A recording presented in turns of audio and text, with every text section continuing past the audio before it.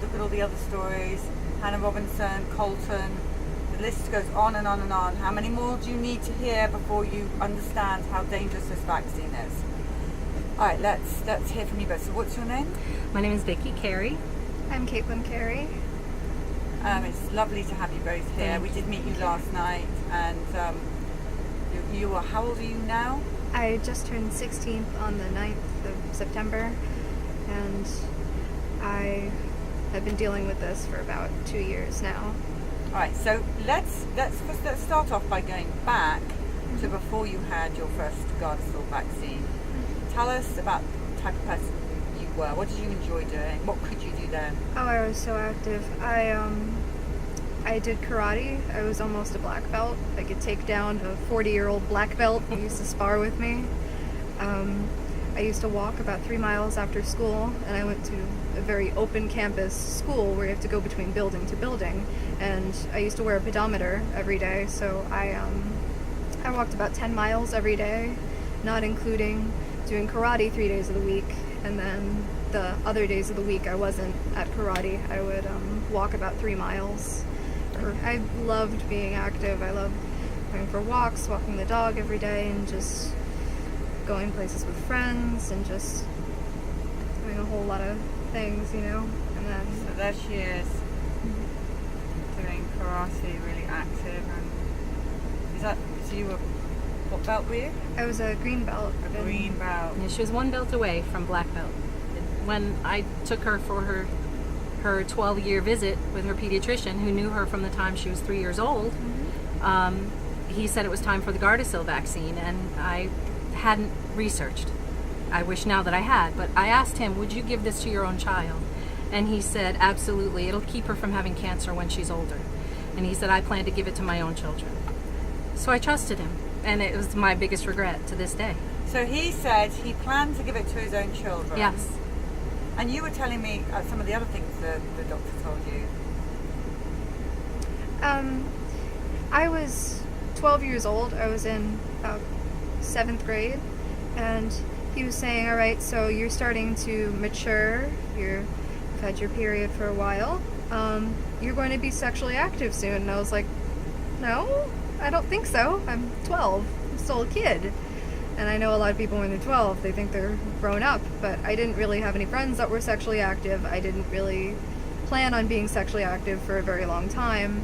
And he said, all right, so we're probably going to need to put you on the pill if you're not already. Are you on the pill? I was like, what? I thought that was for people who were older, like in their 20s. And he was like, no, you should try and be on that soon. You should definitely be on birth control soon, and I think it's time for Gardasil. And I didn't know what that was, but he told me it prevents cancer. And I had friends who had severe cancer. I knew somebody who almost died of cancer, a neighbor of mine. It scared me so much. And he said, well, HPV causes cancer, and if you get this vaccine, it's a series of 3, if you get it, you won't get cancer. And I was like, oh wow, oh my gosh, sign me up. I don't ever want to have cancer. I don't want my hair to fall out. I don't want to go through chemotherapy. And it's kind of ironic because my hair is falling out now. So She takes a shower, and there's this much hair in the shower still. It's Okay, we're gonna get onto that because it's horrendous what's happened to you. So you heard about this vaccine that was going to stop you getting cancer, and you were both there together while this was going on. How did you put up as a mother with him talking to your 12-year-old daughter about contraception? And well, I'm a high school teacher, so I know students are sexually active at a younger age, but I also know my daughter, and I knew she wasn't anywhere near that. And I said, no, absolutely not. She's young. I understand where you're coming from, but she's young and she's not that kind of kid, and we don't need to do that. It's not even an issue. So I just shut it down. But I didn't shut down the Gardasil talk because I trusted him. of course. So it's a series of 3 shots. Yes. Isn't it? So you had the first shot. How were you? Did you just have the 1 shot that day? Yes, that day. And she didn't have any reaction that we saw the first shot. And I realized we had to go back for the second and third. And so how long after the second one? Oh, maybe weeks, 2 weeks. And I didn't put it together till later because I didn't have it in my head that a vaccine could cause the symptoms that she was having. At any point were you told by the doctor that there were any side effects whatsoever to this vaccine? Never. No, he said, Never. and I quote, "It's completely safe. There's nothing wrong with it. I would give it to my own daughter. I would He said give he it to my planned own to give daughter." it to his own children. Mhm. So no, and in fact, they didn't give us. I remember getting a sheet. I didn't keep it, but I remember getting a sheet that they put together. It wasn't the insert, and it wasn't anything official. It was something the doctor's office put together, talking about how safe it was. And it's very rare that they might get lightheaded or something and need to stay at the visit a few minutes before they leave. That was the only thing that we were told.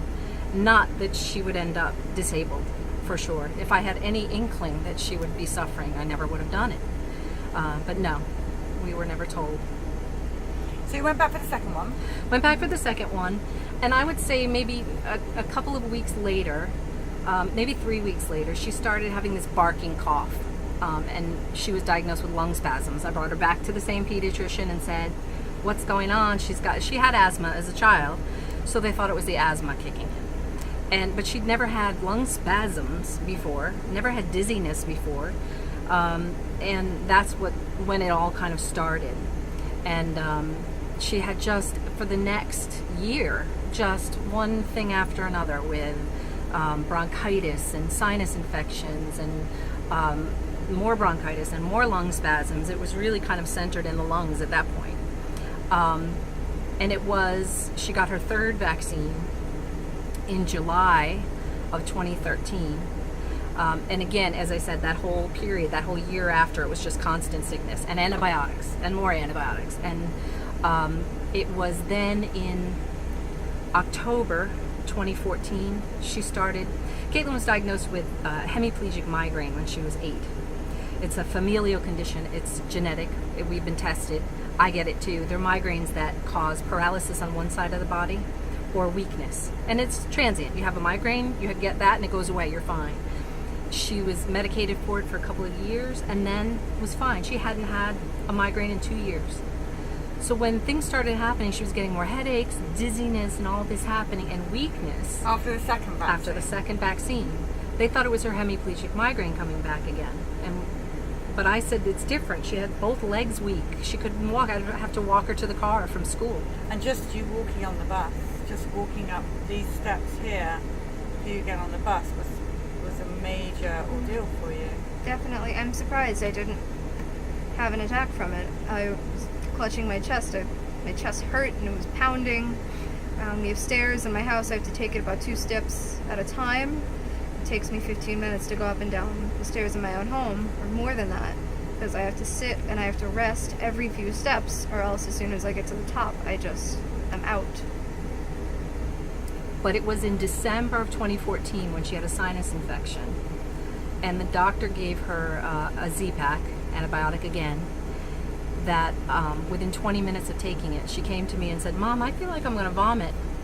And within 5-10 minutes, I was struggling to keep her alive. I remember it was the scariest, one of the Still scariest just after moments. the second? After the third. This was after the now third. we're after the third. Yes. Okay. I remember my eyes were rolling back in my head and my lips were turning blue, and I had had asthma attacks before, and this was much more severe. It was not. I remember my heart was pounding and I just couldn't breathe at all. I couldn't speak and I felt like I was going to pass out, and I was so scared. And then I went to the hospital. They said your potassium is dangerously low, put me on a potassium IV and sent me home. And there was no reason. I mean, that's when I started looking. That's when I started trying to figure things out, because there was no reason for her to be hypokalemic, having low potassium. Low potassium comes from vomiting, diarrhea, anorexia, dietary things. There was no reason for Caitlin to be hypokalemic and to be weak and to be and at the time she also was diagnosed with a prolonged QT interval in her heart, so which is deadly. It can be deadly. So I was just trying to figure out what happened. This kid was healthy. She was in high school, the same high school where I teach. She was in karate, and now she's debilitated. She came home from the hospital that day, and she hasn't been the same since. She was weak. She was having convulsions. She couldn't walk. At one point, she was like an end-stage MS patient in the bed, couldn't lift her head off the bed. I had to physically transfer her. And then she'd have these episodes of this paralysis. It wasn't just the left side, and it didn't come with a headache. It was just this weakness where she'd be sitting like this talking, and all of a sudden flop over like a rag doll. But conscious through the whole thing. And then screaming in pain. Screaming on the couch in pain. And there was nothing that would help. It was just, that's the hardest part, is seeing your child in this kind of pain and agony, and nothing would help. We went everywhere to try to get help. All the major medical universities. We were told at one point by a doctor, take her for a walk on the beach. I kid you not. Get her feet in the ocean. Take her for a walk on the beach. I said, she can't walk. A walk on the beach is going to help her? And then you hear, well, she's a teenager. She had anxiety. I had anxiety from this. She needs counseling. I took her to a counselor. I'm a licensed clinical social worker, in addition to being a high school teacher of special ed. I know my child, but I said, all right, I'll take her to counseling. Counselor said there's no evidence at all of conversion disorder in this child. There's no trauma in her history. She has great supports. She's coping with it. The counselor said to her, she's coping with this better than I would.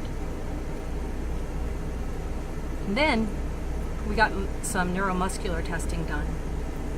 And the technician that did the neuromuscular testing, they just start with a baseline. They'd stick needles in the hand and then the arm. It was, I think, right here, right here, right here, and I think up here. And they started with the shock part, where it's an electric current, and it goes through here, and it's to get a response. You're supposed to go like that. I didn't move. They said, you're not getting any response whatsoever. They were saying, you are the first person in 25 years I've ever seen fail the baseline. And so instead of just doing it on the area that was affected the most, that I was supposed to be testing for, they did this for about an hour. They tried this hand, they tried my foot, nothing. And they had no explanation. Their response was that they thought that they should redo the testing, put her through another 3 hours of torture, because they couldn't figure out what the results meant. We know now what the results were and why they don't understand the results. It's damage from this vaccine. But I hadn't put things together. And it was only when I went in desperation on social media and put her story out there with videos and just crying out for help that another mom contacted me and asked me if Caitlin had the Gardasil vaccine. And I thought she was crazy, I'll be honest. I thought a vaccine wouldn't do this. And plus, she had vaccine now a year ago. Why would I think a vaccine would cause this? She said, please, your daughter's story from the potassium dropping, the paralysis, the allodynia, which is that pain that you can't touch her. I couldn't hug my child for months because it hurt. I had to wear loose, soft clothing, and at times I couldn't wear anything because it was just, even the slightest little touch felt like somebody punched me. Like if somebody grabbed onto me, it felt like they broke my bones. I remember having these attacks, we called them, where my head would fall over. My mom would struggle to try to pick me up, and I would be in so much pain. I would just scream from it because it was just like punching somebody in a bad bruise whenever somebody just touched me. I used to have things with the few friends that still stuck by me after I had to leave school. Instead of a hug or something, you'd have to do a pinky touch. She's like that iconic picture of a little girl, I think it is in Nagasaki after the atomic bomb, running through the street on fire, naked. Caitlin has times like that where she'll say, Mom, is it hot in here? And I'll say, no, honey, but I know it's coming. her whole body feels like it's on fire. She has to get naked and stand with her hands out because even skin to skin contact with her arms down is too painful. The pediatrician who told you that this vaccine was safe, I really hope you went back and told him what's happened to your daughter. Oh, yes, I have. Well, what happened was I went and requested the records. I knew that at this point, when this other mom came to me or contacted me and said, please look at the vaccine because my daughter's having the same exact symptoms, I started doing the research. Too late, but I did. And that's when it all came together. And I saw so many stories, as you see, of the same kinds of things that these girls are suffering with, and now boys too. I went and requested her medical records. And that's something I suggest everybody does, by the way, because I found glaring errors in there. They said that she had ADHD, and there was an entry in there that was obviously not her. She was 12 years old, and it said, doesn't play well with others, getting in trouble at school. We're going to restart her stimulant medication. Doesn't share building blocks. Yeah, it was so not her. So I recommend everybody. At 12 years old, you don't share building. Right. I was reading Romeo and Juliet, and they were saying she's having trouble playing on the playground. So it was clearly not sharing building her. blocks. So It was an error. basically, some other child's details are put on your medical records, and some other Yes. child has got marked down they had Gardasil. Gardasil. It's probably Yeah. age 2. Exactly. So I recommend everybody get their medical records and really closely examine them. But that's when I started putting things together. It wasn't until then that I really sat down with the medical record and a piece of paper and I wrote down every date and every visit and what happened. And then it was crystal clear to me. It was after the second Gardasil vaccine that these problems started happening. And I didn't put it together until then. And then as soon as I did that, and I looked at on the internet and all these young women all over the world that are having similar issues after Gardasil, it all And there's so came together. many. So many. Ridiculous amounts. And It's I'm a high school insane. teacher. So, and I'm in tune, I teach special education. We had a girl, and obviously I won't say her name, but she wanted to be in the Special Olympics, and she needed to have a physical exam done in order to qualify and to be in the Special Olympics. She went to the doctor. She came back, brought in the paperwork to my colleague and friend across the hall. And the day after her visit, she was complaining that her legs were weak and she couldn't walk. Hi. And I said, Hi, William. I said, did she get the Gardasil vaccine? Of course, that's my first reaction. And we pulled out her paperwork for the Special Olympics. And the day before, she had had the Gardasil vaccine. So, of course, I have this dilemma as a teacher and as a mother of an injured girl. What do? Do I contact this mother? Do I not? So it was later in a meeting, I actually did say something to the mom. This is the whole part about being brave, and I've decided I'm not going to be quiet anymore. And if it means risking my job, that's what I do. But it's so important. And I asked the mother how our girl was feeling. She's in my class. And the mother said, horrible. She's been in the ER countless times with asthma, lung spasms, and this weakness in the legs, and they don't know what's wrong with her. Now she's on a ventilator, not a ventilator, the nebulizer every morning before she comes to school. She never had those problems before. And that's when I decided to share with the mother what happened to Caitlin. I didn't say, your daughter's been injured. I said, this is what happened to my daughter. And the mother said to me, I knew it. In my heart, I knew it was that vaccine because she never had the problems until she had that vaccine. So I see it. I have another colleague whose daughter had a seizure disorder, and she was seizure-free for 3 years, had the Gardasil vaccine, and the next month is having her The seizures symptoms again. for Gardasil victims they're so similar, so striking. The more that we're going around and seeing, it's just I can tell a Gardasil victim now. Mm-hmm. Exactly. And the seizures they have are different from the seizures Yes. of, say, the MMR vaccine child or another. It's a very glaringly obvious Gardasil Yes. Yes. seizure. Right, now has this been reported? Yes, to VAERS. Yes. Okay, good. And also I updated the VAERS. I think that's important to share too, that as you go, it's important. Unfortunately, we keep getting new diagnoses. Caitlin now has cysts on her thyroid and she has autoimmune disorder. She's been diagnosed with that. So I updated the VAERS report as well after she was diagnosed with that. Wow.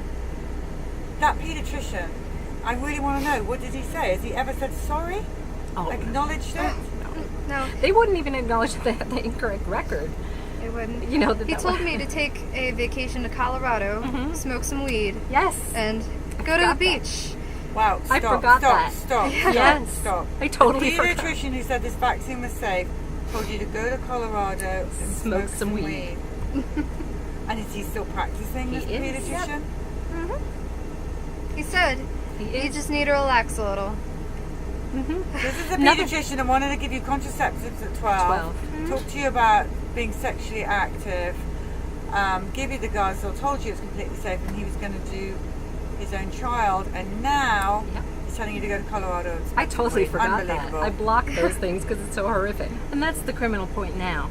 That's where I am. Because we've been everywhere to try to get help. And, you know, we get, that's interesting. We don't know what it is. Or counseling. You need counseling. Will you tell me where counseling... I'm a licensed clinical social worker, as I said. It's my profession. Counseling's not going to take care of nerve damage to this child's arms. It's not going to stop convulsions.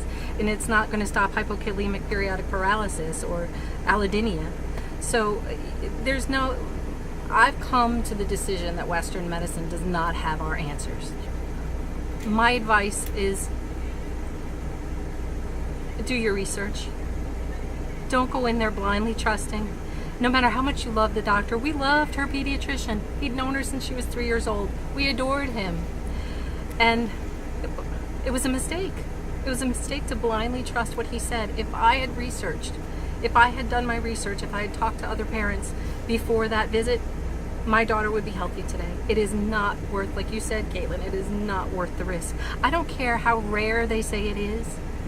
If it's 1 in a million children that is injured or killed by this vaccine, do you want your child to be that one child? Is it worth the risk? Look, pap smears can detect cervical cancer very well. The technology has improved, the science has improved. So is it worth the risk? It's not. My child lost her childhood, her adolescence, and who knows from here what she's lost. I don't know, because things are still unraveling, things are still unfolding. She has more damage as we go. It's not getting better, so it's not worth it. The more we do this, the more we save, and we've got to keep going because there's so many people that are like us that truly trust their doctors over stories. So loads of love to you both from everybody here.